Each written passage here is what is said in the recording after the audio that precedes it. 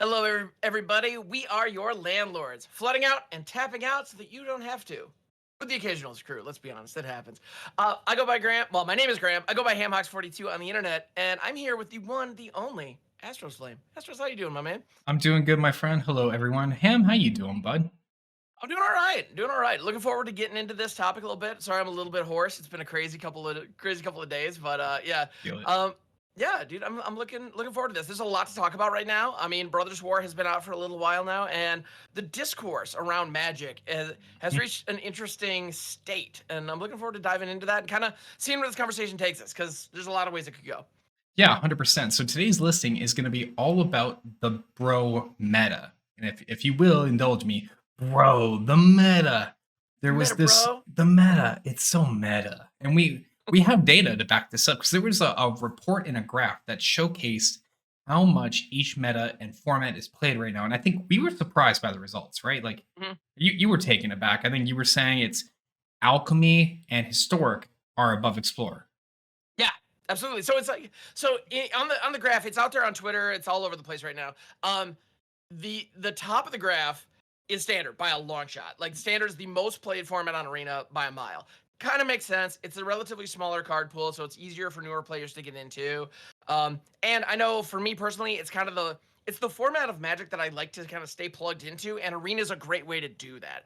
So 100%. for franchise players, for new players, standard is kind of a like standard's kind of the perfect fit for Arena as far as like the Arena economy, how it's all structured.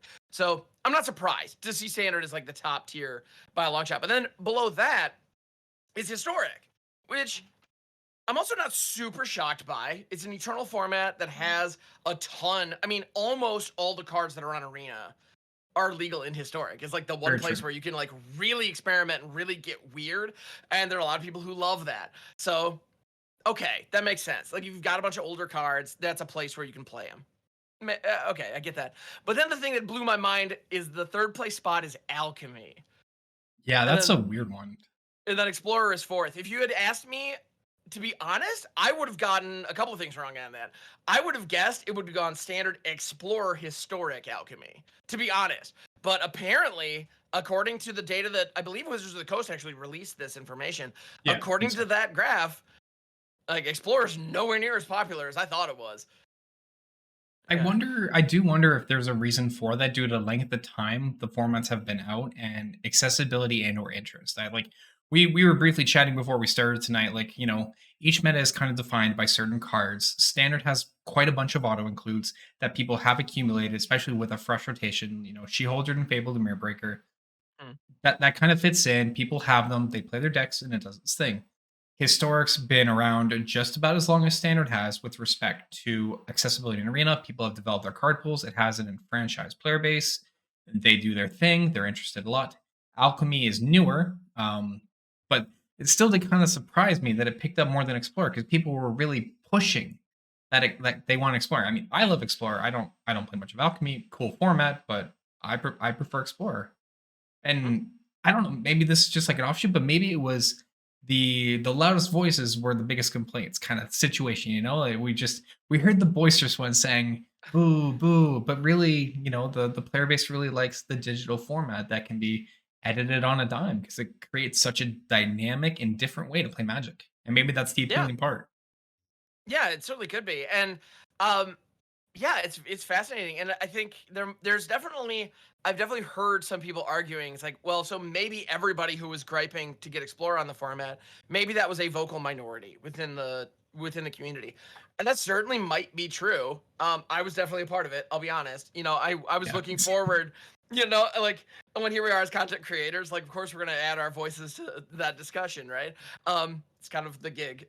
That's what we're here for. Uh so the Explorer seems like such a cool idea. The idea of a non-rotating format that matches the paper product. Now, a lot of people have said if it was truly one for one Pioneer, this might be a different story. And I buy that. There are a lot of I people who agree, really yeah. like Pioneer, and Explorer is just kind of this like shadow of Pioneer. Like it's almost, but not quite. And that that takes some people out of it. So that's fair. I get that. I also wonder how much of this information is pushed by newer players to Arena who aren't involved or aren't invested in physical paper. Because you notice when you go to create a brand new deck on Arena, it defaults to Alchemy as the option. Yes. So players who truly don't know the difference will just say, "Oh, this is like the normal." I mean, I'm avoiding the word standard, obviously. This is the normal format on Arena, so this is what I'm going to play. And if they don't know any better, then rock on, go for it. Like, sure. And there's nothing wrong with Alchemy, for the record. Like, I know when Alchemy first dropped, a ton of people were saying this is the worst thing ever. Why is Wizards putting resources into this? I thought that was a little overblown, but at the same time, I did look at it and go, and just, like, my immediate reaction when they announced Alchemy was, who asked for this? You know, No, honestly, though, same. like why is this a thing? I don't understand. Yeah.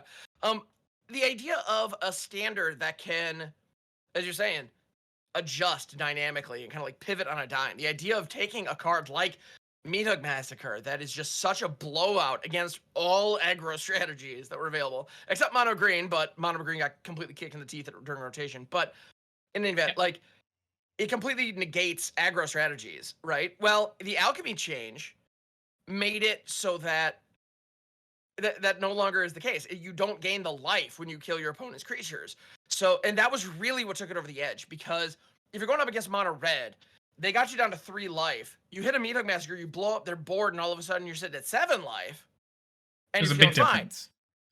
Now, like now in Alchemy, you hit them with a Meathug Massacre, they might have the Lightning Strike and or the Play with Fire in hand to finish you off. Whereas Meathug pulled you out of range of that. You know? And so that's a great example of an alchemy change that left the card in the format, but it kind of like pulled it down to a level where it became far less problematic. You know, and they've done that a bunch. Wizards has actually made some really good alchemy changes. Yeah, and I To their think, like, credit. Yeah. I would certainly agree and echo that, because I know I think it's rotated out by now, but the dungeon changes when they introduced all those Oh my dungeon goodness, cards, yes. and just, like, the play space that they get to experiment with, alchemy is great for that, because there are even cards. This is going to be my hypothesis. There are going to be cards that we see in alchemy actually become a paper product in a different name or form, Mm. because it's a great testing ground. I'll use Town Racer Tyrant, the dragon that kind of would blow up all the lands and stuff. To have that kind of card in standard or in paper is actually not that difficult, because they've made so many different types of counters that go on permanents now, right? We have Death Strike counters, Menace counters, +1, etc., etc. So it does create a great testing ground for stuff. But even then, with all the changes that they do, the meta becomes so diverse and different. Like, the alchemy meta is nowhere near what the standard meta is. There are similarities, but there is a big. I think there's more variety in alchemy right now in the standard decks, right? Believe it. I haven't actually broken down, like meta data on that, but I wouldn't be surprised. I mean, that's the goal, right? That was the idea behind alchemy, was keep the format diverse in a way that sometimes, like, if standard gets stale, Wizards, their only recourse is to ban something, Yeah. which, we've reached a point where people are calling for bans, you know, but at the same time, like, right now in standard, like, we have a situation where we have a fairly narrow card pool that people are pulling from. Like, what do you ban? Like, Sheldred is obviously a very, very powerful finisher. It can be interacted with, Yeah. but at the end of the day, like, you have to interact with it immediately, or you're probably gonna lose. Like, it's just that good. But does it merit removing it when, like, Fable the Mirror Breaker is also like the best card in red and possibly the best card in the whole format? That warps games around it super well as well. And then in blue, you have Haughty Jin, which is like one of the biggest and baddest finishers that blue has ever had, that also makes its stuff cheaper, so you can, like, if you play it with 4 mana down, you can hold 1 up and you can hit a negate or whatever the case may be to protect it Yeah, which in is such a huge. cool, beautiful way. It's huge, exactly. So we have a situation where, like, depending on what deck you're looking at, there is one overpowered card. And I didn't even mention Wedding Announcement, Wandering Emperor. Like, Yeah. there's a ton of these cards. So, like, if you were to exact meaningful change on standard, you'd have to ban like 6 cards. There's no way anyone would ever do that. Like, and Frank, I don't want them to, because that's absurd. Like, the feel bads. I mean, the number of players you want to alienate doing something like that is absolutely just ridiculous. Oh, 100%. You alienate Meanwhile, more than half the format, because more than half the decks literally have those cards. Like, yeah. they are the staples that define Mhm. standard at the moment, for good reason, because they're that good. Yeah, they just are. So yeah, like are staples a problem? It's like, well, no, not necessarily. But at the end of the day, like right now, as a jank brewer, I find standard very frustrating. Um, and I find a lot of other formats a little frustrating. And actually, oddly enough, Explorer is up there too. Because I try to do a lot of brewing in Explorer, and then half my games I end up either getting killed on turn 3 against elves, or um, or Greasefang. Like I get combo killed before I untap on turn 4. Like that's been what's happening almost every time. And when that doesn't happen, it's Rakdos midrange, which by the way is an excellent budget deck. If you want to get into 100%. Explorer and you don't have a lot of rare wild cards, Cauldron Familiar is an uncommon. Actually, I believe it was even a common in Jumpstart. Yes, it Um, was a common in Jumpstart. so you can even spend common wild cards, get your hands on Cauldron Familiars. Witches of it is an uncommon. Mayhem Devil is an uncommon. The core of that deck is super affordable. So if you want to get your hands on a good competitive meta deck in Explorer, Rakdos midrange is a great way to go. That said, it's a jank brewer. Again, I find it very frustrating to go up against that for the 15th time in a row. Because right now, the Explorer metagame is pretty narrow. Like, Right. Greasefang right now is just railroading that format super hard. And so, yeah, like looking at these play stats, I'm thinking back to my last 2-3 months. I mean, and the numbers that they shared, the graph they shared, date back to June.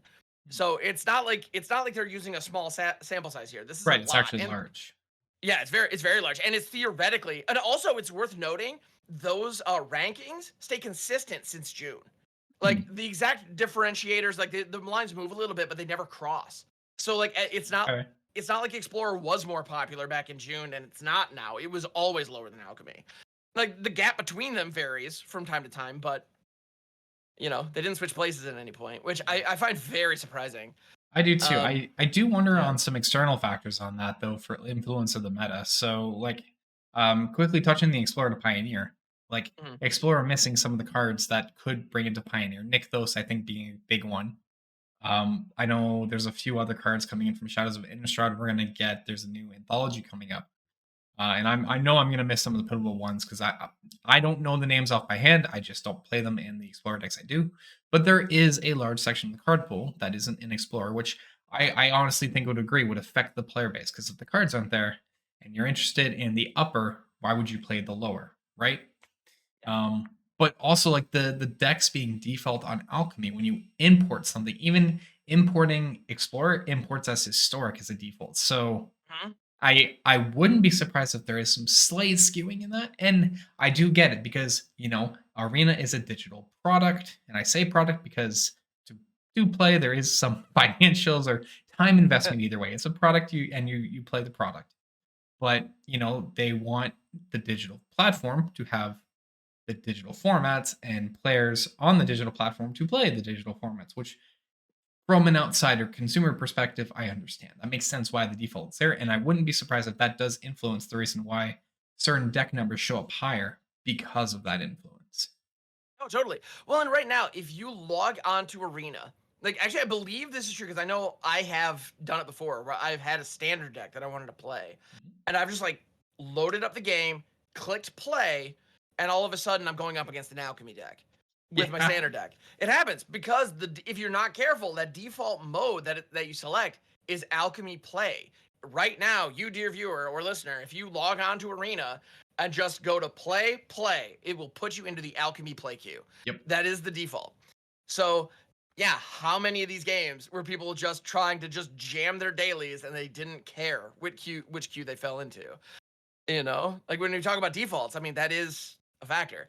If it defaulted to standard, would the alchemy numbers be this high? I don't know. I genuinely don't know because as in franchise players, like we clearly know the difference between standard, alchemy, historic, explorer. Like it makes a huge. I mean, and for those of you, actually consuming this content, you're probably very intimate and understand, familiar with that as well because you're actually listening to us talk about Magic the Gathering, right? We're all invested here.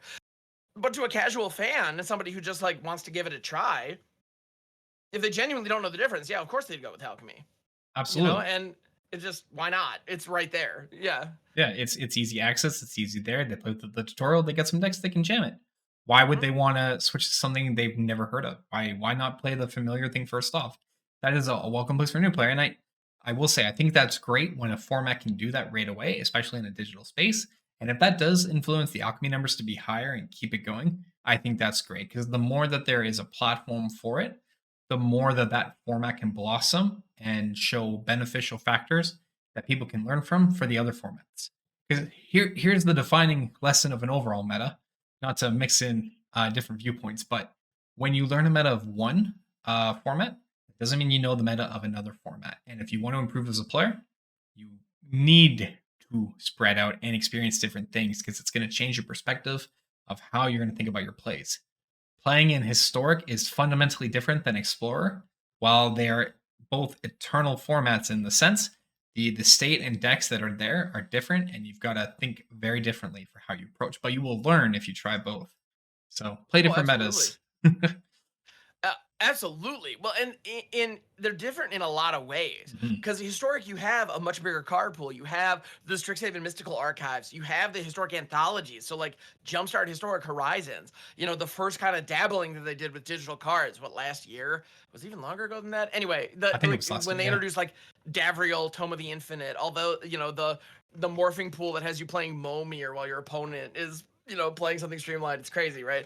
Like those Sure. digital cards that they introduced are still there in historic. They're all there, and people will still build decks around them. Like I've actually gotten beat by Davriel in historic, like Okay. Yeah. Yeah. which is like the card is actually really cool. Like, and it's one of those things where, but it's very weird and digital only because if they were to print that card, they would need like 5,000 characters on that, like on the card itself. There's Yeah. no way that you would have to come with a booklet to like resolve it on the tabletop. There's absolutely no way that would ever happen. So, obviously digital only, sure. They went a little hard on that one, but whatever. Um, so like that all that stuff, and you have the retro artifacts from Brothers War. Like it gives them a place where showcases can come into Arena and be playable. Like the retro artifacts are great because we got things like Door to Nothingness, we got Goblin Charbelcher, we got a Precursor Golem, which is one that I've had fun with, by the way. Don't everybody Believe sleeping it. on that card. It's actually pretty neat. You got to build a weird deck to take advantage of it. But I That mean, I can it bet. puts 9 power on the board for 5 mana. Like, Yeah. seems decent, I think. Anyway, I'll get off my soapbox on that one. But Mesmeric Orb, those kind of things are available, and they're introduced as chase cards in booster packs in the physical product, which in past sets. When they did like the Amonkhet Invocations or the Kaladesh Masterpieces, they were these chase cards with these fancy art that was super exclusive. And so they were meant for collectors. But if you open one in a draft pack, they'd let you play it in your draft. So as a result, you might get beat down by an Arcbound Ravager in a Kaladesh draft, like out of nowhere, and have your opponent like just go like, what, how? And like, well, and just like now in Brothers War, they did the exact same thing with the retro artifacts. So you can draft a Foundry Inspector. That's not a standard legal card, but it's a rock solid draft card in a lot of artifact decks. So, all right, neat. You can have Chromatic Star. You can have, what is it, Well of Dreams. Like all these Yep. great cards that fit as these cool chase cards that Commander players want, let's be honest, or even modern players in the case of things like Mishra's Bauble. Like people want those cards for these other formats. And so they can reprint them in a fancy, unique version without printing them into standard, but they're packaged in a standard product. The fact that historic is open to that kind of stuff gives us a place where if you open it on so that the draft experience on Arena is very similar to the draft experience in paper because those cards are present, and historic gives you a place where you can actually play them. That's pretty cool. I see the appeal It there, is. I do, Yeah. and I wouldn't be surprised if in the next few months we see a meta shift because of more opportunities like that. I think in that metadata that we saw, the standard meta is always going to be at the top. That's just a very accessible platform, and I think Arena brings the best way to play standard because, speaking as a person who did play standard in paper, to constantly keep your deck up to date in paper was expensive, but keeping it on Arena so much cheaper, so much cheaper. I'd rather play standard in Arena than in paper any day, just from price wise.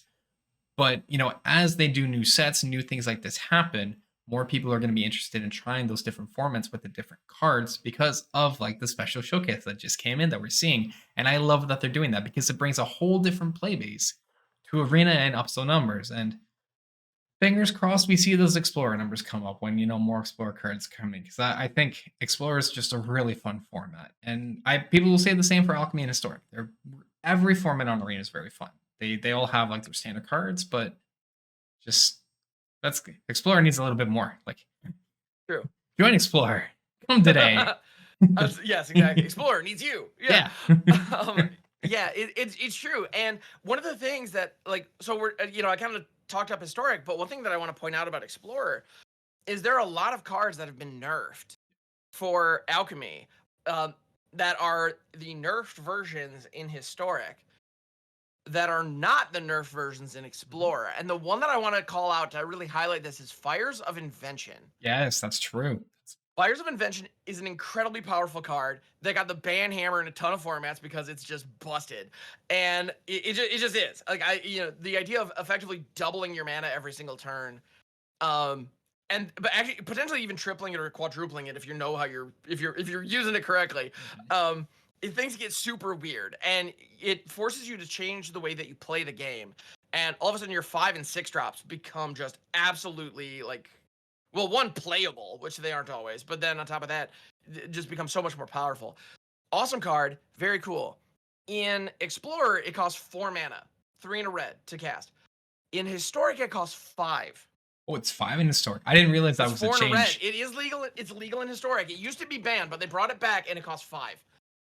Spicy. That price difference is huge. As somebody who has accidentally queued into Historic with a Fires of Invention deck, Oh no! it is unplayable. It got wrecked.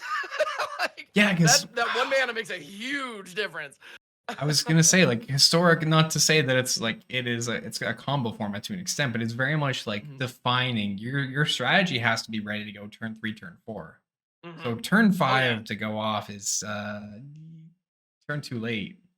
It is. It just is. Ugh. Well, and the thing is, like, you stick Fires of Invention on 4, usually followed up with some 4-drop, like a Drawn from Dreams or some other, like, or maybe a board wipe. Like, Anger of the Gods was one of my go-tos with that. Or no, Storm's Wrath. That's what I'm thinking of. Anger of the Gods was in there too, though. But, like, you drop it, wipe the board, and then turn 5 is where stuff that's when the fireworks really start hitting. That's when your Cavalier Flames comes out. That's when your Perforos Bronze Blooded, if you're me, comes out. That's when the really big, crazy nonsense. Ilharg the Razebore also, like, that was my move. It was turn 5, Perforos Bronze Blooded, Ilharg the Razebore, use my open mana that I didn't tap to cast either of those spells to, like, cheat in other stuff off of Perforos. Swing with everything, cheat more stuff in off Ilharg. It's nuts. Love it. That's the kind of stuff you can do with Fires of Invention. It's like you can get 15 mana worth of stuff on turn 5 if you stick it and your hand is set up to take advantage.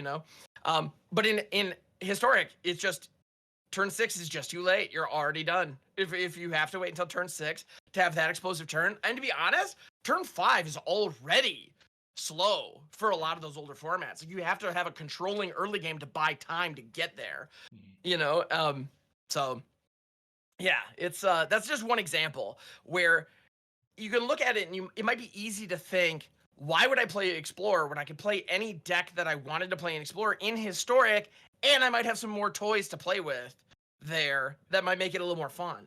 Which is a fair thought, a fair criticism, to be completely honest. Like, you're not wrong in that regard. But at the end of the day, Explorer has some stuff you can do that you can't do in Historic because of the alchemy changes. So keep that in mind. I'd say overall, metas are looking interesting. Maybe we get a bit of a switch up in the coming weeks, but metadata shows a lot of players coming in and strong metas showing forward.